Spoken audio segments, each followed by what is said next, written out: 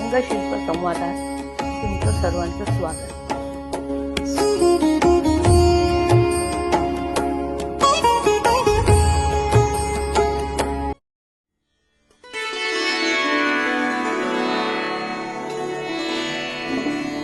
नमस्ते. रंगशिल्प संवादामध्ये तुमचं खूप खूप खूप स्वागत. आज आमच्याकडे आमचा एक मित्र आलाय. तो खरं तर अवलियाच आहे. तो पेंटिंग्स पण करतो, तो व्यंगचित्र पण काढतो, तो इलस्ट्रेशन्स पण करतो, अप्रतिम सगळं काम करतो. तर आज आपण त्याच्याशी गप्पा मारणार आहोत. नमस्ते निलेश जाधव. नमस्कार विनाताई, नमस्कार. आज मजा वाटते मला तुझ्याशी बोलताना, कारण काही दिवसांपूर्वी तुझं इथे प्रदर्शन झालं होतं हो, या पु ल कला अकादमीच्या कला दालनामध्ये. तेव्हा मी तुला भेटले होते आणि खरं तर तुझी इलस्ट्रेशन्स मला खूप आवडायची खूप दिवसांपासून. तर मला जरा सांग ना की तू या गोष्टीकडे कसा वळलास, या कलेकडे कसा आलास? खरं तर आमचं एकत्र कुटुंब, मी बऱ्याचदा चर्चेतही सांगत असतो की माझ्या चित्रांवर एकत्र कुटुंब पद्धतीचा खूप प्रभाव आहे. प्रभाव आहे. एकत्र कुटुंब पद्धतीत आमच्या थोडंसं कलेचं वातावरण होतं. म्हणजे तसं कलाकार विशेष असं कोण नव्हतं, पण वातावरण कलेचं होतं. कलेविषयी आवड होती सगळ्यांना. आजोबांचं हस्ताक्षर खूप छान होतं, वडिलांचं हस्ताक्षर खूप छान आहे. काका चित्रकार होता.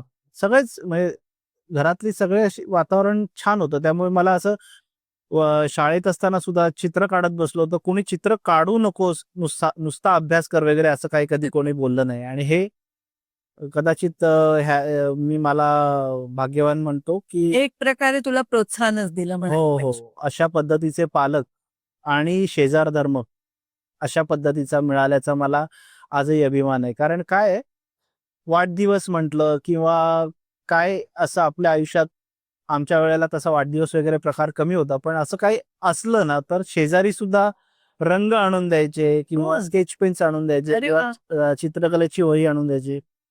कदाचित ही रुजवात असेल त्याच वेळेला.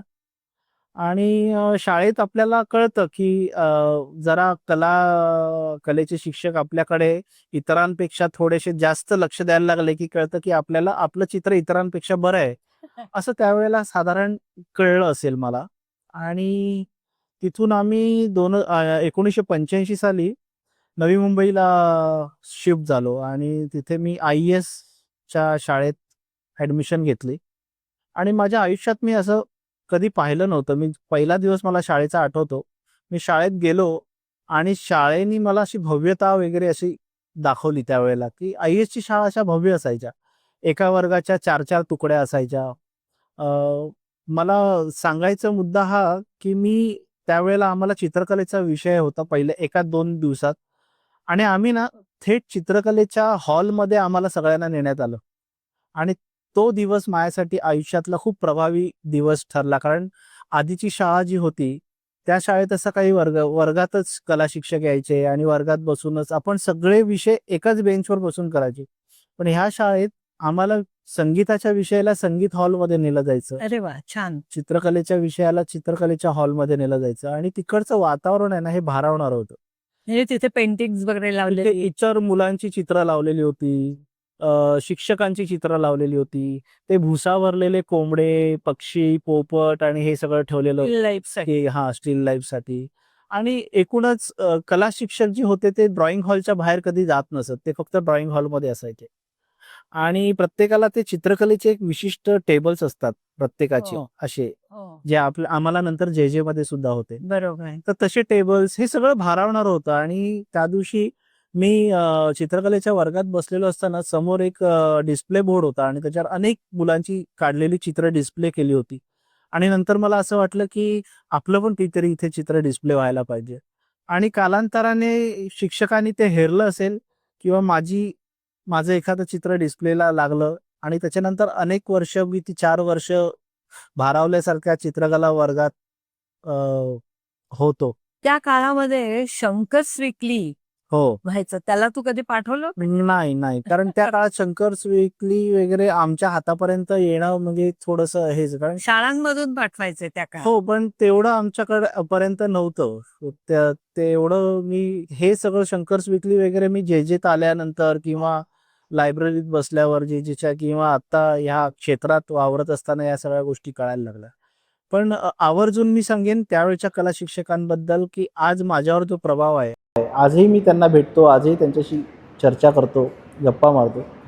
हाताला धरून नेणारे कला शिक्षक कॉम्पिटिशन्सना वगैरे मला आत्ता सध्या पाहण्यात येत नाहीत. अगदी खरं. आणि घरातल्यांसारखं प्रेम, की तू काय खाल्लंयस की नाही खाल्लंयस, आपल्याला एका भागातून दुसऱ्या भागात ड्रॉइंगच्या कॉम्पिटिशनला जायचं आहे आणि ते दिवसाची पूर्ण काळजी, हे मला म्हणजे असं वाटतं की हे त्यांचे ते आशीर्वाद आहेत जे आज मला कामाला येतात, किंवा माझ्या पालकांचे जे आशीर्वाद आहेत, ज्यावेळेला त्यांनी चित्र कधी काढू नकोस, किंवा जर चित्र काढायचं असेल तर माझे आजोबा हवे ते मला म्हणजे रंग, मी मागून मागून रंग मागायचो किंवा चित्रकलेची वही मागायचो. ब्रश.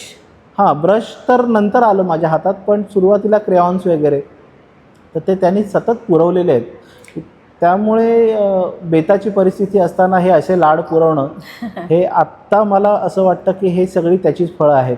पण म्हणजे तेव्हा तू ठरवलं का, तुला कोणी सांगितलं की पुढचं शिक्षण तू जे स्कूल ऑफ आर्ट्स? नाही, अजिबात नाही. मला 10वी होईपर्यंत जे नावाचं कॉलेज असतं हे अजिबात काही कल्पना नव्हती.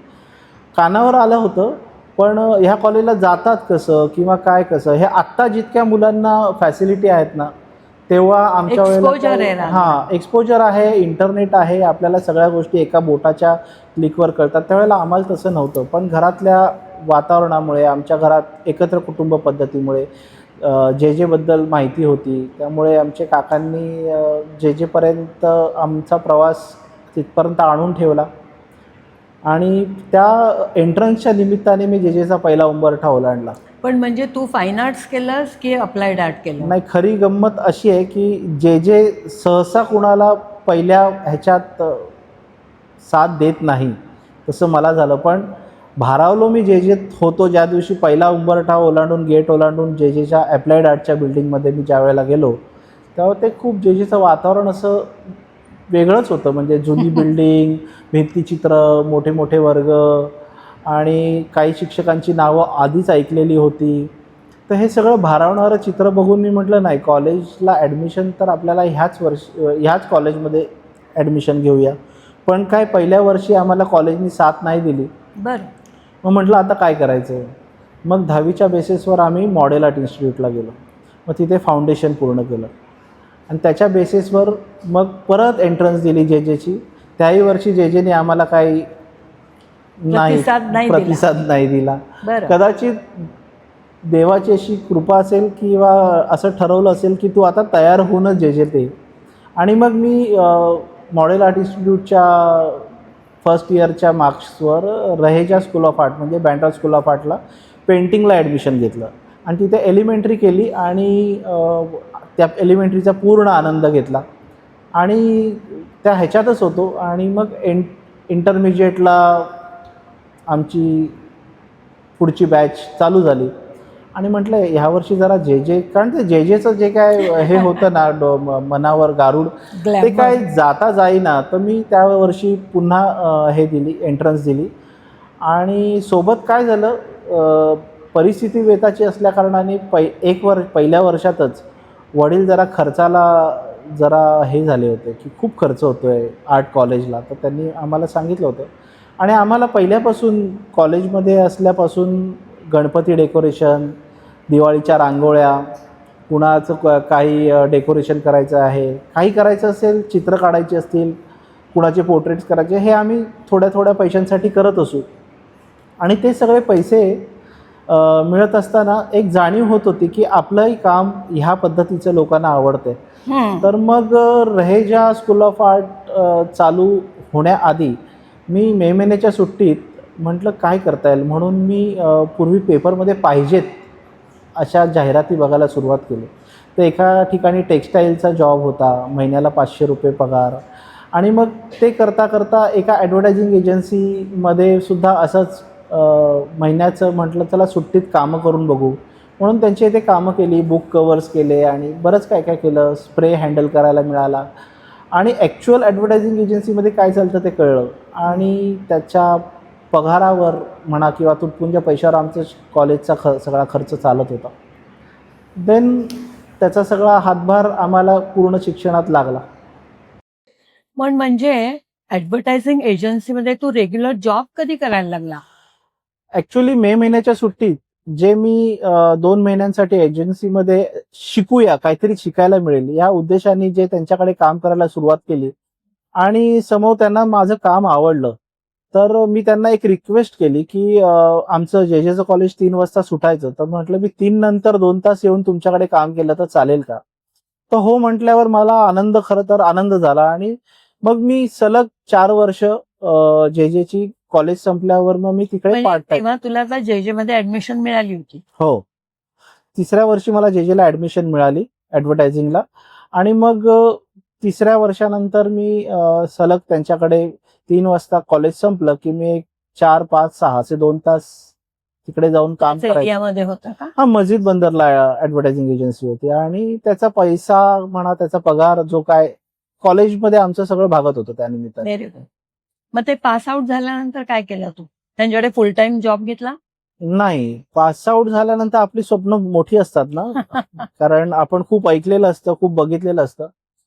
तर खरं तर ही 5 वर्ष ची कशी गेली ना, हे मुळात एक प्रश्नचिन्ह आहे. कारण ज्या दिवशी मी जेत प्रवेश केला ऍडमिशन घेऊन आणि जेतून प्रवेश घेतल्यानंतर 5व्या वर्षी ज्या वेळेला मला आता कॉलेज सोडायचं, तेव्हा कळणारी 5 वर्ष झाली. तो पण कळलंही नाही की जे 5 वर्ष कशी झाली. नाही, तू फाईन आर्ट्स केलं? नाही, मी कमर्शियल आर्टला. आणि 5व्या वर्षाच्या शेवटच्या पेपरला आम्ही कॉलेज सोडलं. ते आम्ही म्हणजे ह्यानी काय म्हणतो आपण, कॉलेजच्या अकॅडमिकली आम्ही कॉलेजमधून बाहेर पडलो, पण काही अजूनपर्यंत मनाने बाहेर पडलेलं नाही. तसंच होतं हो, जे मध्ये हो, गेलं. हो. आणि मला असं वाटतं ना, जेचं जे प्रांगण आहे, जेची बिल्डिंग आहे, जेचे बेंचेस आहेत, जेचं कॅन्टीन आहे, जेचा जो परिसर आहे ना, तो तुम्हाला घडवतो आणि तो तुम्हाला शिकवतो. बरं. याची जाणीव आणि सगळं आम्ही घेतलेली आहे. आणि आता ज्या वेळेला आम्ही कमर्शियली बाहेर काम करत असतो, व्यस्त असतो, तेव्हा त्या जेची उणीवही जाणवत असते. पण म्हणजे मग तू बाहेर पडलास हो, जेचा कोर्स झाल्यानंतर, हो, तू फुल टाइम जॉब घेतला नाही? घेतला. जेतून बाहेर पडेपर्यंत आम्ही डेकोरेशन्स म्हणा किंवा विचारे सर, नरेंद्र विचारे यांच्यावर चित्ररथाची कामं म्हणा. पण मग तू कार्टून्स कडे कधी वळला? नाही, माझं काय आलं, 3ऱ्या वर्षाला आम्हाला स्पेशलायझेशन असतं प्रत्येकाला. तर 3ऱ्या वर्षाला माझं स्पेशलायझेशन होतं इलस्ट्रेशन. आणि त्या ह्याच्यात फायनल इयरचं कॅम्पेन आपण इलस्ट्रेशन मध्ये करायचं, प्रोजेक्ट जो असतो. आणि 3ऱ्या वर्षाचं एक प्रोजेक्ट असतो, तो इलस्ट्रेशन मध्ये करायचा. आणि इलस्ट्रेशन मध्ये तुम्ही भरपूर काम केलं पाहिजे असं त्याच्यात होतं. तर मग आम्ही बरेच जणांची डेमॉन्स्ट्रेशन बघितली होती, आम्ही सुद्धा काम करत होतो. त्याच्यानंतर पण एक असं मनात कुठेतरी होतं ना की नाही, आपण इलस्ट्रेशन वगैरे आहे, पण ना आपण हे चित्ररथ किंवा हे चित्रपटांचे सेट्स वगैरे हे सगळं ना त्यावेळेला खूप असं प्रभावित करत होतं. तर म्हटलं नाही, आपण कॉलेज झाल्यावर करायचं तर आर्ट डिरेक्शन करायचं आणि आपण आर्ट डिरेक्टर व्हायचं, हे म्हणजे ठरलंच होतं. आणि कॉलेजमधून बाहेर पडल्यावर मी नितीन देसाईंना भेटलो. अच्छा, नितीन देसाई. हा, आणि नितीन देसाईंनी माझं इलस्ट्रेशनचं काम बघितलं, सगळं इलस्ट्रेशन. ते इलस्ट्रेशनवर प्रभावित होऊन त्यांनी मला म्हणाले, नाही उद्यापासून तू ये म्हणून. आणि त्यावेळेला नुकताच लगानचा प्रोजेक्ट चालू झाला होता, त्यामुळे मला लगानच्या प्रोजेक्टवर बऱ्याच गोष्टी मला काम करता आल्या. त्याचं जे स्टेडियमचं डिझाईन आहे ते मी केलं होतं, ते हत्तीचं डिझाईन आहे, अनेक राजवाड्यातली काही गोष्टी आहेत त्या सगळ्या डिझाईन्स आम्ही केल्या होत्या. असं त्यावेळेला त्या प्रोजेक्टवर काम करायला मिळालं. किंवा काही उद्या मीटिंग्स असतील तर नितीन देसाई सांगायचे की उद्या असं असं आहे, असं असं आहे. मग ते फक्त त्याच्या वेळेचं गणित आहे ना, ते काही मला जुळवता आलं नाही, कारण तिथे खूप फास्ट काम लागतं. आणि प्रेझेंटेशन करायची पद्धत मी त्यांना दाखवली होती जरा ना, ती आम्हाला कॉलेजमध्ये होतं, बटर पेपर लावायचं, स्प्रे करायचा, असं जरा माउंटिंग करून, तर ते त्यांनी खूप प्रभावित झाले होते. मला म्हणाले, नाही नाही, जे काय करशील ते तूच करायचं आणि तूच प्रेझेंट करायचं. त्यामुळे काय झालं, सकाळी 9 वाजता मी तिकडे स्टुडिओला पोचायचो, पण रात्री केव्हा येऊ याची काही गॅरंटी नसायची, कारण ती दुसऱ्या दिवशी सकाळी 9 वाजता मीटिंग लावलेली असायची. मग ते रात्रभरात त्याचं प्रेझेंटेशन पूर्ण करून, मग तुला काय हवं आहे, स्प्रे हवा आहे काय, सगळं अवेलेबल करून दिलं होतं तिथे ऑफिसमध्ये. पण ते करत असताना मी पूर्ण एक 6 महिने झाल्यावर मला असं कळलं ना, की एक दिवस मला असं जाणवलं की निलेश, तुझ्यातला इलस्ट्रेटर कुठेतरी मागे राहतोय. हे माझं मला जाणवलं. पण हे जाणवणं मला ना, आजही मी ज्यावेळेला कॉलेजच्या मुलांना शिकवायला जातो त्यावेळेला मी त्यांना हे आवर्जून सांगतो की हे जाणवणं फार महत्त्वाचं आहे.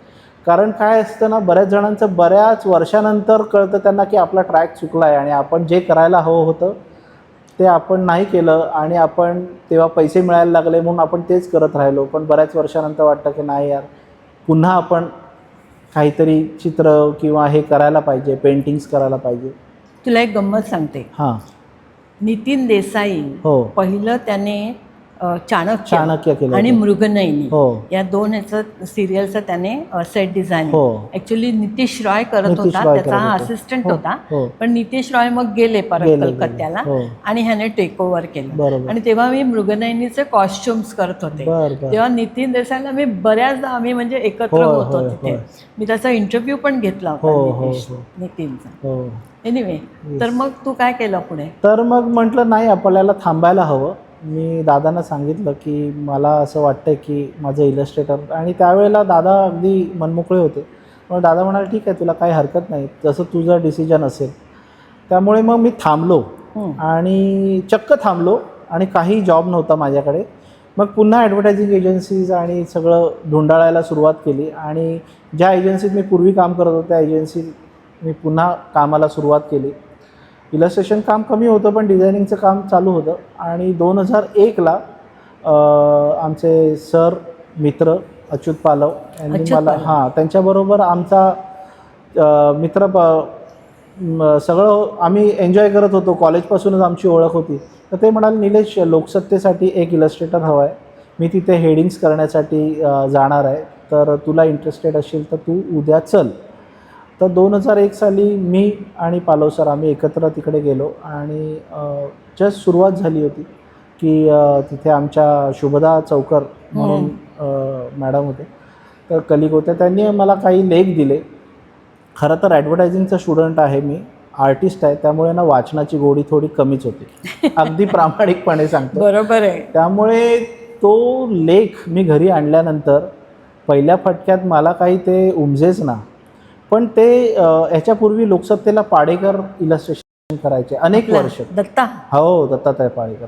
आणि त्यांनी एक बेंचमार्क सेट केलेला होता. आणि आमच्या वेळेला इंटरनेट नसल्या कारणाने लायब्ररीत थोडी पुस्तकं आम्हाला जी बघायला मिळायची, किंवा वर्तमानपत्रातून पाडेकरांची इलस्ट्रेशन बघायला मिळायची, आर के लक्ष्मण यांची कार्टून्स बघायला मिळायची, बाळासाहेब ठाकरे यांची कार्टून्स बघायला मिळायची, मार्मिकचे कवर्स बघायला मिळायचे. एवढंच काय ते आमच्याकडे पुस्तकी ज्ञान होतं.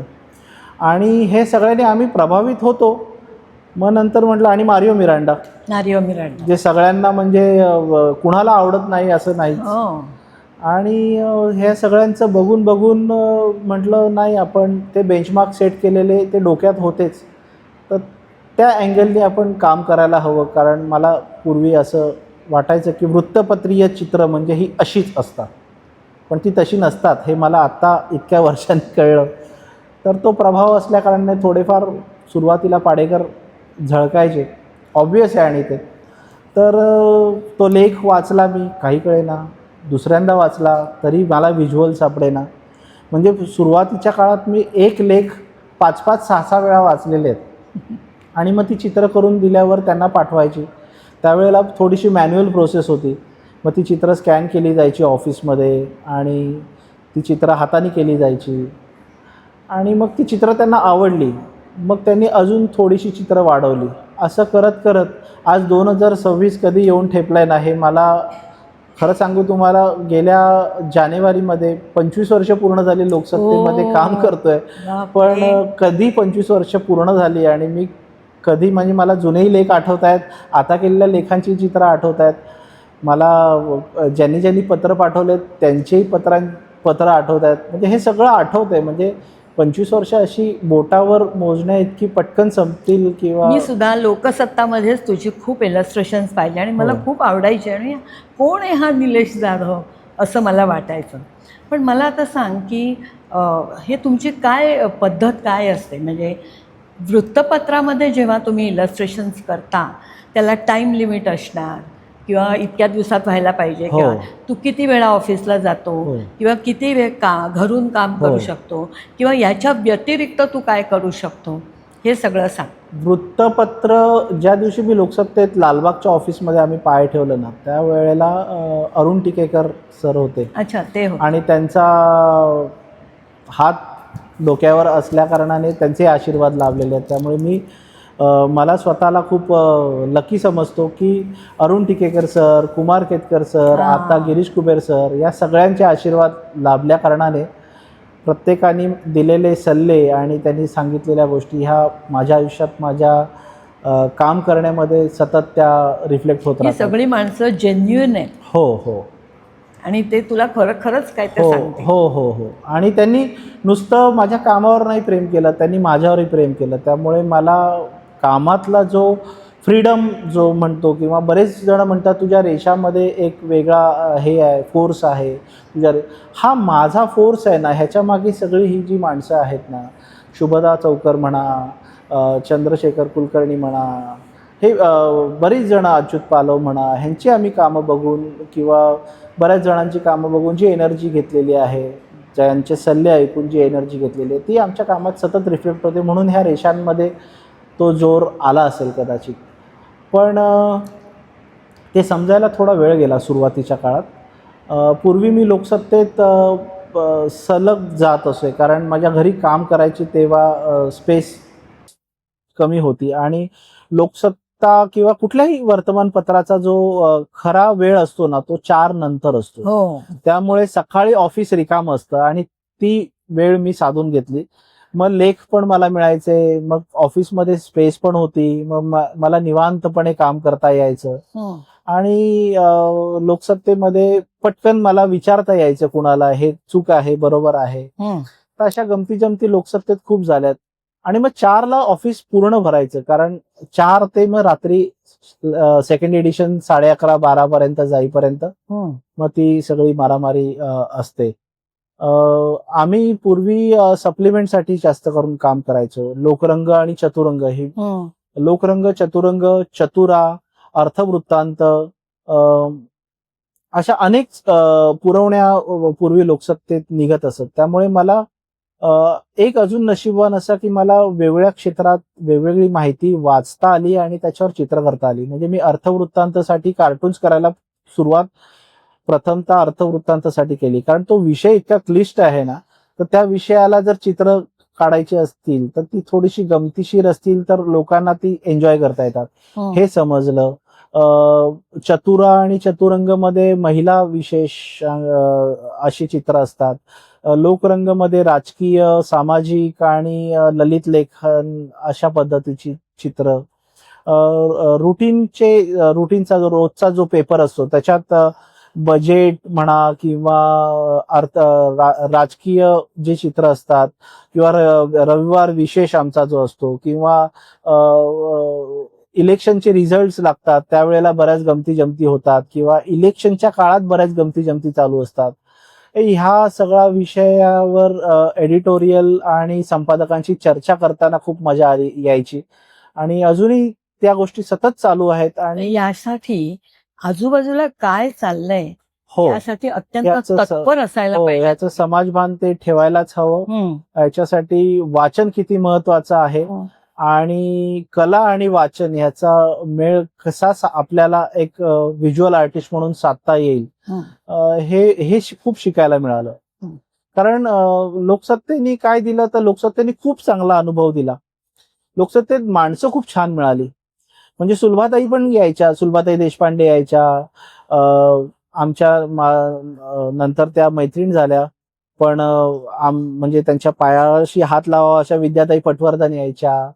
बरेच जण यायचे लोकसत्तेत, त्यामुळे त्यांच्याशी गाठभेट व्हायची. काहीतरी संदीप पाटील यायचे, ते बोलत असायचे, त्यांना भेटण्याची संधी यायची. नाना पाटेकर येतात, मुख्यमंत्री येतात, सगळे मंत्री. आणि नंतर नंतर त्यांना समोर बसवून मला चित्रही करता आली. अरे वा. शरद पवार आहेत, राज ठाकरे आहेत, ते सगळ्यांना भेटता आलं. तू मोठ्या मोठ्या कलाकारांची इथे व्यंगचित्र केलेली आहे, ही प्रत्यक्ष बघून केलीस का कधीतरी त्यांना पाहिलं होतं ते डोक्यात ठेवून केली? नाही, मी नशिबाने म्हणा, ऑफिसमध्ये बरेचदा मोठे मोठे कलाकार, मोठे मोठे राजकीय व्यक्तिमत्व हे येत असतात किंवा त्यांच्याशी आमच्या चर्चा होत असतात. ऑफिसमधल्या सगळ्यांच्या चर्चासत्र, आम्ही गप्पा नावाचा एक कार्यक्रम करतो. त्या निमित्ताने मला सई परांजपेंना भेटता आलं, त्यांच्याशी बोलता आलं, त्यांच्याबरोबर त्यांचं चित्र त्यांना देता आलं. विजय मेहतांना मला भेटता आलं. म्हणजे अशा मोठ्या मोठ्या माणसांचे हात माझ्या डोक्यावर आपसूक आलेले आहेत. त्यामुळे मी स्वतःला भाग्यवान समजतो. नाना पाटेकर आहेत, राज ठाकरे आहेत, देवेंद्र फडणवीस आहेत, शरद पवार आहेत, उद्धव ठाकरे आहेत. म्हणजे बऱ्याच जणांची नावं मला तुम्हाला आता सांगता येतील. पण तुझी काही चित्र मला माहित नाही, पेंटिंग्स आहेत की अशीच कार्टून वगैरे? ती अमिताभ बच्चन लाईव्ह आहेत. अमिताभ बच्चन यांचं त्यांच्या घरी जाऊन चित्र करण्याचं मला संधी मिळाली. आम्ही त्यांना ऑफिसमध्ये आमच्या अॅनिव्हर्सरीच्या निमित्ताने अतिथी संपादक म्हणून एका दिवसाचं त्या पेपरसाठी त्यांना हे केलं होतं. आणि त्यांच्याशी चर्चा करण्यासाठी आम्ही त्यांच्या घरी गेलो होतो. त्यावेळेला चर्चा करत असताना मी त्यांचं कार्टून केलं. पण ज्या वेळेला मी त्यांच्या घरात शिरलो त्यावेळेला मला कळलं की माणूस मोठा का असतो, कारण त्यांनी त्यांच्या घरात एक भिंत अशी ठेवली आहे जिथे त्यांना दिलेले अनेकांनी व्यंगचित्र आहेत. राज ठाकरेंचं सुद्धा व्यंगचित्र मला बघायला मिळालं.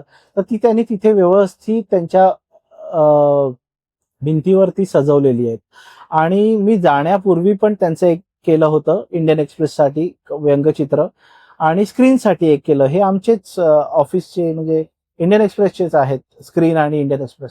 तर त्यांच्यासाठी पण केलेले. आणि मी सहज म्हणून घरात गेलो असताना मला माझीच 2 चित्र तिथे दिसली त्या चित्रात. मी म्हटलं अरे बापरे, आणि माझी 2 आहेत. सगळ्यांची एक एक चित्र असतात. आणि नंतर मी बच्चन साहेबांना ते चित्र दिलं. त्यावेळेला त्यांनाही ते खूप आवडलं. त्याच्यावर आम्ही गप्पा मारल्या, चर्चा केली.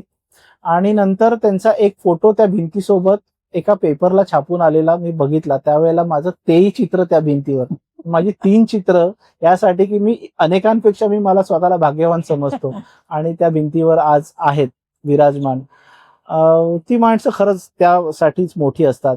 मी घाबरत त्यांना म्हटलं, सर मला तुमच्यावर एक फोटो घेता येईल का, कारण तुम्ही फार ते म्हणाले आपल्याला फोटोच काढायचा आहे ना, तर आपण व्यवस्थित काढायला पाहिजे. मग त्यांनी एक त्यांच्याकडे भिंत तयार केलेली आहे जिथे ते त्यांचे फोटो काढतात.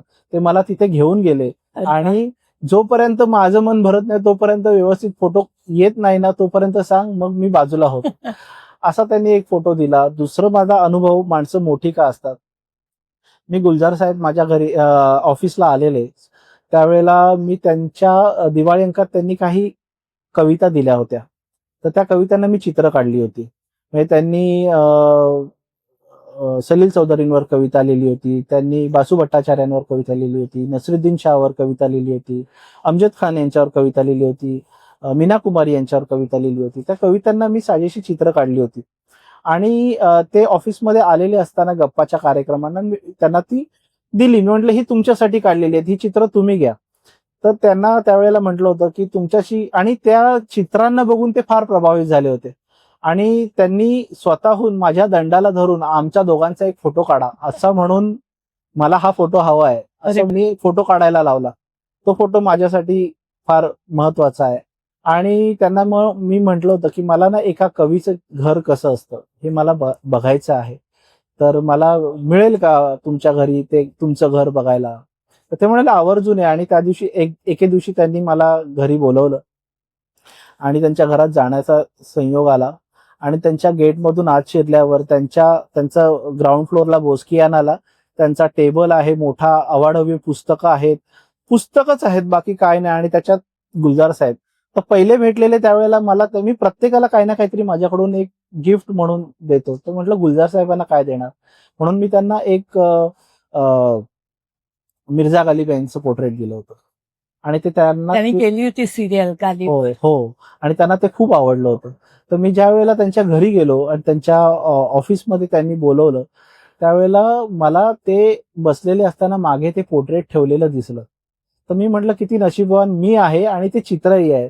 कारण त्यांना विचारल्यापासून जवळजवळ 6 महिन्यानंतर त्यांनी मला बोलवलं होतं. तर म्हटलं या 6 महिन्याच्या काळात त्यांच्या हातातून काय काय झालं असेल, काय काय घडलं असेल, आणि ते चित्र त्याला साक्षीदार आहे माझे. तर मला ते खूप आवडलं.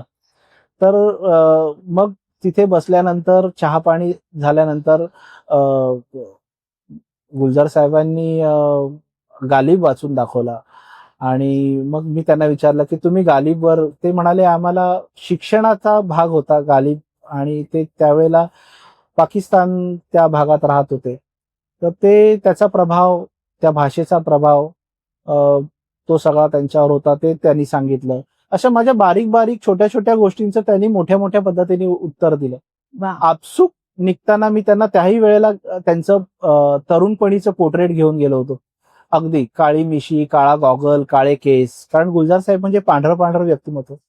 तर त्यांना ते खूप आवडलं. ते म्हणाले, "मला अनेकांनी ना पांढरे केस आणि असं, तू तरुणपणीचं पोर्ट्रेट मला कोणी दिलेलं नव्हतं. तर तू मला ह्या तरुणपणीच्या काळात आपसूक घेऊन गेलास." त्यामुळे त्यांना ते मी पोर्ट्रेट दिलं. त्यांना खूप आवडलं आणि निघताना मी त्यांच्या पायाशी हात लावला. तर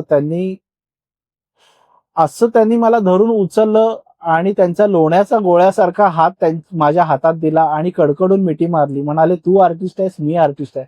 आर्टिस्टनी कधी पायाला हात लावायचा नसतो, आपण मिठी मारली पाहिजे." आणि एक गच्च मिठी मी ती आजही माझ्याकडे ठेवून दिलेली आहे माझ्या मनात. क्या कारण हेच आहे. हे चित्रामध्ये एनर्जी कुठून येते? चित्र करत असताना, कुमारजींचं स्केच करत असताना, कुमारजींचं गाणं इतकं ऐकून, परत ते चित्र करत असताना ते गाणं सतत लावून आणि त्या झोनमध्ये जाऊन, अश्विनीताईंचं चित्र करत असताना अश्विनीताईंचं गाणं, हे संस्कार लोकसत्तेमध्ये मला सापडले, किंवा वाचन ज्या पद्धतीने माझं वाढलं त्या पद्धतीने. या प्रत्येक चित्रात चित्र आहे तरी सुद्धा त्याच्यात कुठेतरी एक स्टोरी आहे, एक कथा आहे. बॅकग्राऊंडला काहीतरी म्युझिक आहे किंवा बॅकग्राऊंडला त्या विषयाची जोड आहे. भाग्यवान आहेस तू. अशा पद्धतीचं सगळं आहे. आणि हे प्रदर्शन इथे लागलेलं असताना त्यातली मी सिलेक्टेड चित्रच लावली होती. ही पु ल कला अकादमी पूर्ण भरली होती आणि ज्या वेळेला सगळी चित्र डिस्प्ले झाली त्यावेळेला मलाच प्रश्न पडला होता, की ही एवढी चित्र मी कधी केली? मला म्हणजे खरं म्हणजे हे तुम्हाला खोटं वाटत असेल, पण हा फील मला आला, की हे मी कधी केलं मलाच कळलं नाही. तर साधारण किती वेळ लागतो रे एक चित्र करायला? आता नाही वेळ लागत, पण साधारण आता ही चित्र म्हणून चित्र नाहीयेत, किंवा ही व्यंगचित्र जी आहेत, ही व्यंगचित्र म्हणून व्यंगचित्र नाहीयेत. त्याच्यात त्यांचं व्यक्तिमत्व आहे. नक्कीच. त्याच्यात त्यांचं व्यंगात्मक जी स्टोरी आहे ती आहे. प्रत्येक sketch असेल. राज ठाकरे याला अर्कचित्र म्हणतो. हो, अर्कचित्रच आहेत ती. ज्या वेळेला आपण त्याला विषय देऊ तेव्हा ती व्यंगचित्र पूर्ण होतात. जनरली ती अर्कचित्रच आहेत, पण त्याच्यात लाईव्ह करत असताना तो एक कॉन्फिडन्स आला माझ्यात, की समोर शरद पवार आहेत, किंवा समोर मोहन भागवत आहेत, समोर बच्चन साहेब आहेत, आणि त्यांच्या त्या वेळेत आपल्यासाठी कोणीही तिथे 2-2 तास बसणार नाहीये. बरोबर. पण ही व्यंगचित्र 15-15, 20-20 मिनिटात किंवा अर्ध्या तासात तयार झालेली आहेत. आणि ती त्यांना दाखवून त्यांचं पटकन ऍप्रिसिएशन मिळणं, त्यांनी त्याच्यावर सही करणं, हे थोडंसं मला वाटतं की मी खरंच भाग्यशाली आहे. बरं, पण तू हे व्यंगचित्र करता करता, इलस्ट्रेशन करता करता पेंटिंग करायचं बाजूला राहिलं का? हो एक इथे अत्यंत सुंदर पेंटिंग तू लावलेलं आहे. हो. आताच झालेल्या जहांगीर आर्ट गॅलरीच्या प्रदर्शनामध्ये आमचं लेटर्स अँड बाउंड नावाचं जे प्रदर्शन झालं त्याच्यासाठी मी ही पेंटिंग केली होती. पेंटिंग मी मध्ये मध्ये करत असतो. पेंटिंग हा माझं मूळ आहे. किंवा इथे इलस्ट्रेशन बघितलं तरी बरेच जण मला कॉमन प्रश्न विचारतात, की तुझ्या चित्रांमध्ये खूप स्टाईल आहे. तुझी चित्र ग्राफिक आहेत, तुझी चित्र रिअलिस्टिक पोर्ट्रेट्स आहेत, तुझी व्यंगचित्र आहेत, तू कार्टून्स पण करतोस, तू सामाजिक कार्टून्स पण करतोस, तू पॉलिटिकल कार्टून्स पण करतोस, मी ऍबस्ट्रॅक्ट पण करतो. हे सगळं कसं, म्हणजे बऱ्याचदा ह्या गोष्टी बऱ्याचदा एका माणसाला शक्य होत नाही. तर मी कॉलेजमध्ये असतानाच माझ्यासाठी एक बेंचमार्क सेट केला होता. जर इलस्ट्रेटर म्हणून आपल्याला करिअर करायचं असेल आणि टिकायचं असेल तर आपल्याला ह्या सगळ्या स्टाईल्स आल्या पाहिजेत. एक इलस्ट्रेटर म्हणून ज्या वेळेला एजन्सीमधून जो कुठला विषय येईल त्या विषयाला आपल्याला ती स्टाईल अडॉप्ट करता आली पाहिजे. नाही तर आपण मागे पडतो आणि त्या स्टाईलचं जो असतो त्याला बोलवलं जातं. त्यामुळे ह्या सगळ्या हळूहळू शिकता शिकता ह्या सगळ्या स्टाईल अडॉप्ट करता आल्या. अजूनही मी आजही शिकतोच आहे, अजूनही खूप बघतोय. आता इंटरनेटमुळे थोडंसं सोपं झालंय. हे फार छान आहे की तू स्वतःला अजून विद्यार्थी समजतो. हो मी परिपूर्ण झालो हो. असं तुझ्यामध्ये. आणि खरं सांगू का तुम्हाला मी ह्या चित्रांमधून आहे ना, पेन्सिल स्केच करताना किंवा शाईनी काम करताना मी त्या स्ट्रोक आणि स्ट्रोकचा आनंद घेतो, पडलेल्या थेंबा आणि थेंबाचा आनंद घेतो.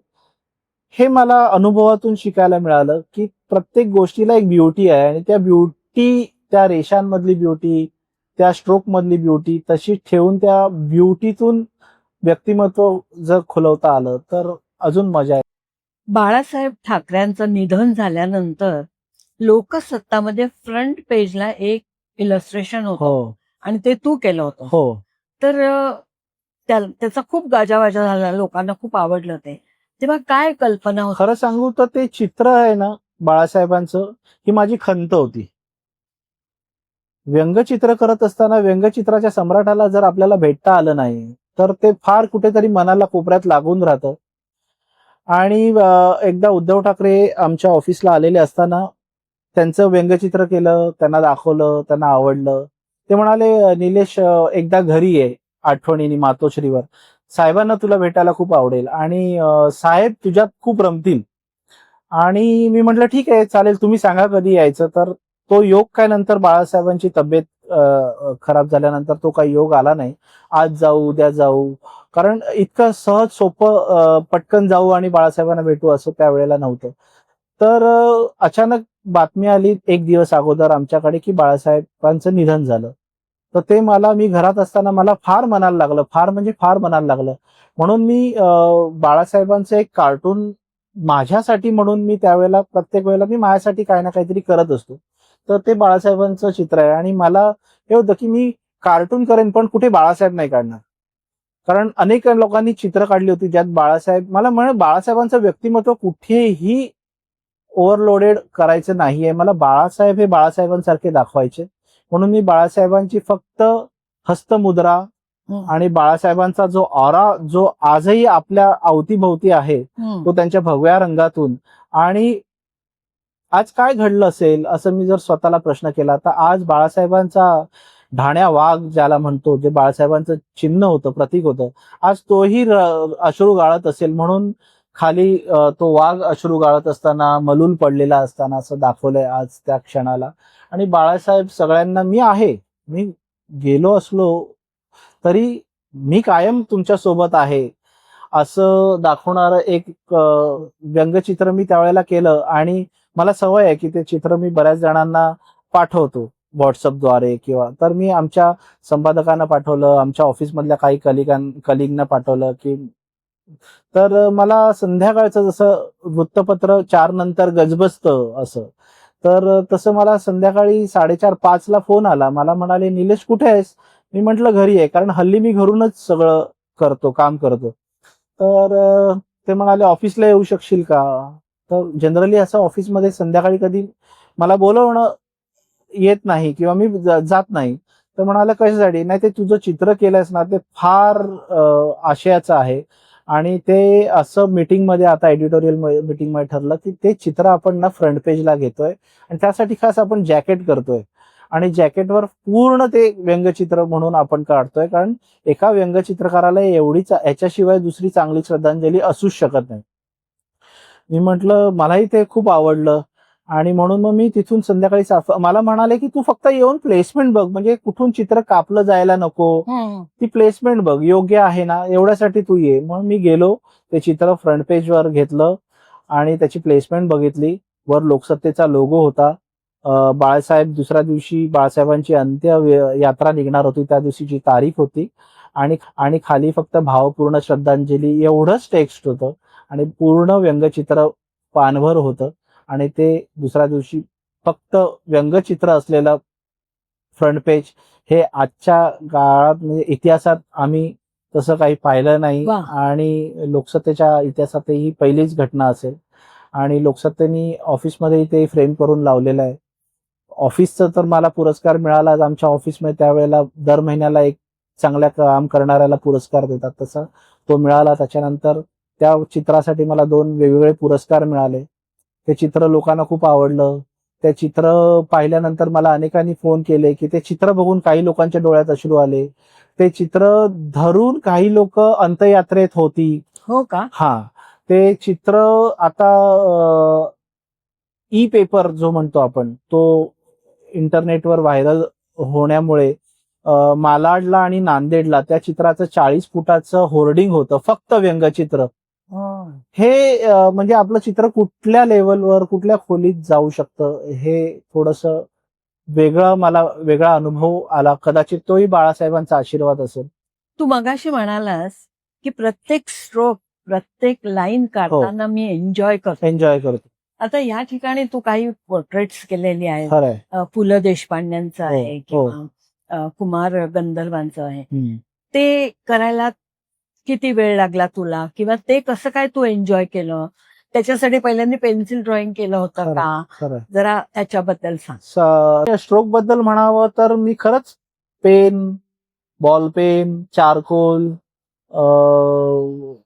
किंवा आपली इंक म्हणा ह्या सगळ्या गोष्टींचा वॉटर कलर म्हणा पेस्टल म्हणा सगळ्या मीडियाचा ना मला आनंद घ्यायचा असतो ना तो मी मनसोक्त घेतो.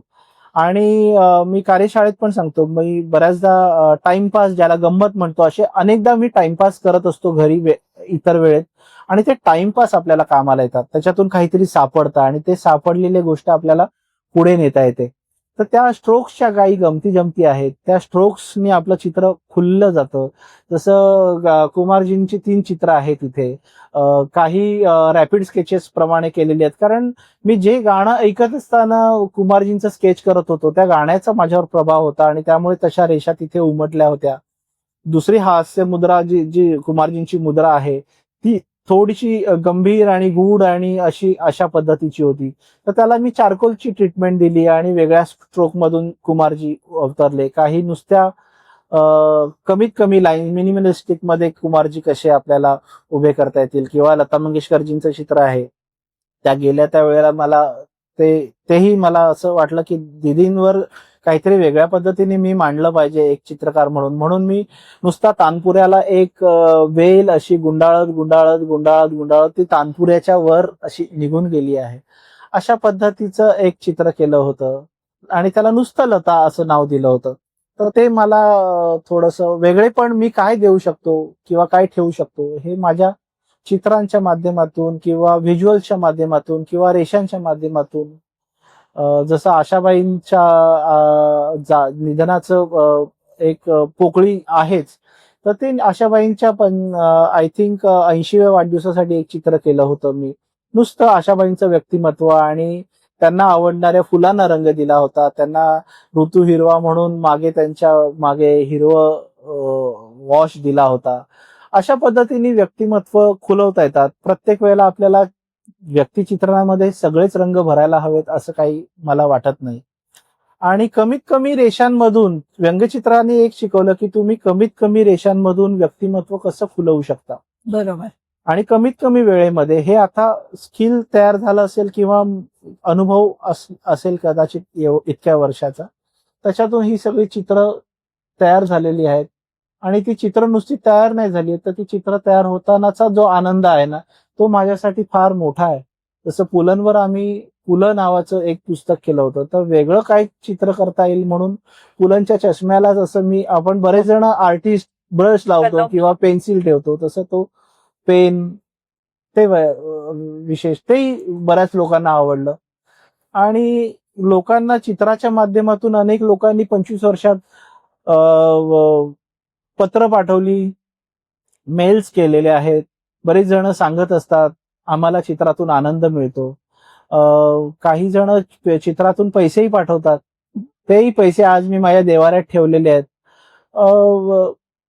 आनंद आहे तो त्यांचा. तू हा सगळा चित्रकलेचा आनंद घेतलासच, हो पण मला अजून तुझं एक मोठेपण दिसतं, ते तू सामाजिक कार्य करतो. हो तू एनजीओ साठी काही कार्यशाळा हो. घेतो, हो त्या मुलांसाठी काय काम करतो, अंडर प्रिव्हिलेज हो, मुलांसाठी, त्याच्याबद्दल पूर्वी वेळ खूप होता त्यावेळेला आपण काय करू शकतो, वेगळं काय करू शकतो. तर मी पूर्वी मेलजोल किंवा चाइल्डलाईन या संस्थेबरोबर कार्यरत होतो. त्यांच्यासाठी, त्यांच्या इव्हेंटसाठी, त्यांच्या पुस्तकांसाठी काही चित्र करता यायची मला. तर ही सगळी मंडळी ओळखीची होती. मग ते वर्षातून एक वेळ स्ट्रीट चिल्ड्रनसाठी वर्कशॉप करायचे, कार्यशाळा घ्यायचे. मग तो एक वेगळा अनुभव आहे. ती मुलांमधली, त्या मुलांमधली एनर्जी, नुसतं स्ट्रीट चाइल्ड नाही, मी आपलं स्पेशल चाइल्डसाठी सुद्धा वर्कशॉप केलेले आहेत. काही अपंग मुलांसाठी सुद्धा वर्कशॉप केले आहेत. काय अनुभव तुझा त्या बाबतीत? म्हणजे काय अनुभव, काय म्हणजे काय सांगू की हे आपण छोटे होऊन जातो त्यांच्या पुढे. कारण त्यांच्यामध्ये इतकी एनर्जी असते आणि इतक्या पद्धतीचं ते आपल्याला खूप काही शिकायला. वेगळं शिकवत असतात, वेगळं दाखवत असतात. आपण म्हणतो की अशा पद्धतीचं फुल काढा रे. नाही, आमचं फुल वेगळं आहे, आमचे रंग वेगळे आहेत. मला गुलाबी झाड काढायचंय, झाड आमच्यासाठी गुलाबी आहे, तुझ्यासाठी हिरवं असेल, असं ते सगळं आपल्याला सांगत असतात.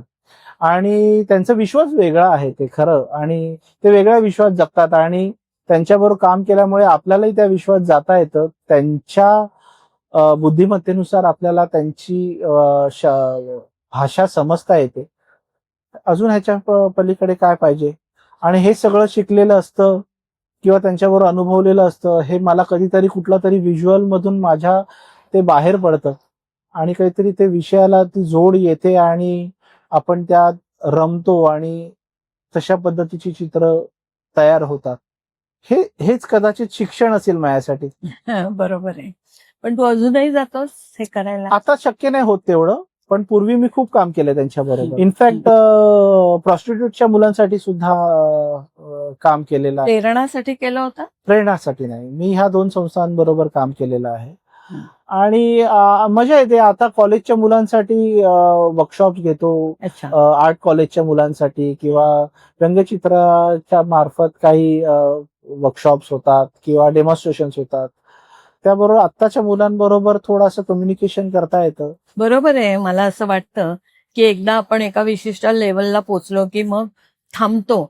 तसं न करता तू मुलांच्या बरोबर अजून त्यांच्या संपर्कात असल्यामुळे हो तुला लेटेस्ट आत्ता सध्या काय चाललंय, हो जेन झी वगैरे हो हो हो ही मुलांबरोबर आताची पिढी आहे, ही आपल्या 2 पावलं पुढेच आहे. 2 पावलं नाही, मी तर 4 पावलं म्हणेन. फक्त त्यांनी सातत्य ठेवलं पाहिजे, हे मला सतत वाटत असतं. कारण आम्ही सातत्य ठेवलं म्हणून आम्ही कुठेतरी आता पोहोचू शकलो किंवा आम्ही ते काम करू शकलो किंवा दाखवू शकलो. पण त्या मुलांनी सातत्य ठेवलं तर ती मुलं कायच्या काय पण म्हणजे सातत्य नाही त्यांच्यामध्ये, म्हणजे काय ते सैरभैर आहे, वेगवेगळ्या गोष्टी एकाच वेळी कराव्या वाटतात हो, ना? कारण त्यांना आता एक्सपोजर खूप असल्या कारणाने त्यांना एक्झॅक्टली आपल्याला करिअरच्या दृष्टिकोनातून एक्झॅक्टली काय करायला पाहिजे. आता मला फोकस नाही. इतर मुलांच्या बाबतीत नाही सांगता येणार, पण कलेच्या बाबतीतली जी मुलं आहेत ना, त्यांनी फोकस ठेवून जर काम केलं आणि सातत्य ठेवलं आणि त्याला डिजिटलची आणि आताच्या युगाची जोड दिली तर ते फारच पुढे जाऊ शकतील. कारण आता तुम्हाला बघताय तुम्ही एआयचं वातावरण किती हे गेलंय, पसरलंय सगळीकडे आणि त्याच्या कॉम्पिटिशननी आपण ते सगळं टिकायला हवं. कारण आपण किती म्हटलं एआयला इमोशन्स नाही आहेत, पण आताच्या काळात आर्थिकदृष्ट्या एआय स्वस्त पडतं. हो. आणि त्या काळात आपण आपलं स्किल हे फार महत्वाचं आहे. एआय पेक्षा मी मोठा आहे किंवा मी करू शकतो, वेगळं तुम्हाला दाखवू शकतो, हे समोरच्याला दाखवता आलं पाहिजे. हे आताच्या मुलांना कळलं तर ते सातत्यातून त्यांना काहीतरी स्वतःचं कार्यक्षेत्र उभं करता येईल. पण तू एवढ्या मुलांना भेटतोस, विद्यार्थ्यांना वगैरे, असा काही स्पार्क तुला दिसतो का एखाद दुसऱ्या मुलामध्ये जो हो तरी आहे. म्हणजे एकूण सगळ्या मुलांमध्ये 10% मुलांमध्ये तो इलस्ट्रेशनचा किंवा व्हिज्युअल आर्टचा स्पार्क असतो.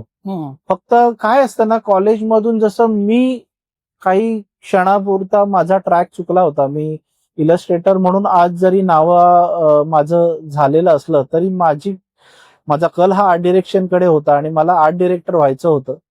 पण वेळेत मला माझीच गोष्ट मला कळली आणि मी आर्ट डिरेक्शन मधून थांबून पुन्हा इलस्ट्रेशन कडे वळलो. तर हे मुलांना कळणं फार महत्वाचं आहे. नाही तर काय होतं, मुलं हल्लीची भरकटली की मग त्यांना परत ट्रॅकवर येणं कठीण. ट्रॅकवर येणं कठीण होतं आणि तशी माणसं त्यांना भेटायला पाहिजे. मार्गदर्शन मी सतत करणारे. सांगतो की तुम्ही अनेक लोकांना, व्यक्तिमत्वांना भेटत राहा. प्रत्येक जण कोण कधी आपल्याला काय गाईड करेल आणि कधी कुठली गोष्ट आपल्या कामाला येईल. पण तेवढे सजग असले पाहिजे, हो. त्याच्याशिवाय तुम्हाला कळणार आणि नाही. हे सगळ्याबरोबर वाचाल तर वाचाल. अत्यंत मी महत्त्वाचं वाचलो, तुम्ही पण वाचा असं मी सतत सांगेन. कारण आहे. खरंच हे म्हणजे असे मंतरलेले दिवस होते, राहतील पुढेही आणि मजा येईल काम करताना. मला तर मी तर रोजचा दिवस आज मी एन्जॉय करतो आणि देवाकडे एवढी प्रार्थना आहे की मला माझ्या हॉबीला माझ्या प्रोफेशनमध्ये बदलता आलं. याच्यासारखा भाग्यवान मी. आणि ह्याच्या मागे माझ्या पालकांचं, माझ्या बायकोचं, माझ्या मुलीचं, माझ्या कला शिक्षकांचं पाठिंबा होता म्हणून हे सगळं शक्य झालं. आणि काय सांगू, खूप छान. लोक म्हणतात ना की तुझ्या चित्रातून आम्हाला आनंद मिळतो. ह्याच्यापेक्षा मोठी पावती काय असू शकते. माझ्या चित्राने जर मी दुसऱ्यांना आनंद देत असेल तर पुढच्या जन्मी मला चित्रकार म्हणूनच पाठवा, मला अजून आनंद देता येईल. खूप छान, खूप छान. तुझं एकूणच हा प्रवास खूप आनंददायी लोकांना सुद्धा आहे, फक्त तुलाच नाही. आणि आमच्या रंगशिल्पातर्फे मी तुला खूप खूप शुभेच्छा देते. धन्यवाद की मीनाताई. तू असाच पुढे जात राहा आणि छान छान चित्र करत राहा. धन्यवाद, खूप धन्यवाद. मीनाताईंचे धन्यवाद आहेतच, पुलकला अकादमीचेही धन्यवाद आहेत. हो, कला तेच मला दालनचे. सांगायचं आहे हो. की पुलं कला दालनामध्ये आपण हे शूटिंग करतो आहोत हो. आणि त्याबद्दल आपण त्यांचे आभार मानले पाहिजे हो. की त्यांनी आम्हाला हा स्टुडिओ अवेलेबल हो, आणि हेही चित्रातलं प्रेम आहे. हो. त्यामुळे आनंद द्या, आनंद घ्या असं मी प्रत्येकाला सांगत असतो. त्या पलीकडे काय सांगू. धन्यवाद. धन्यवाद.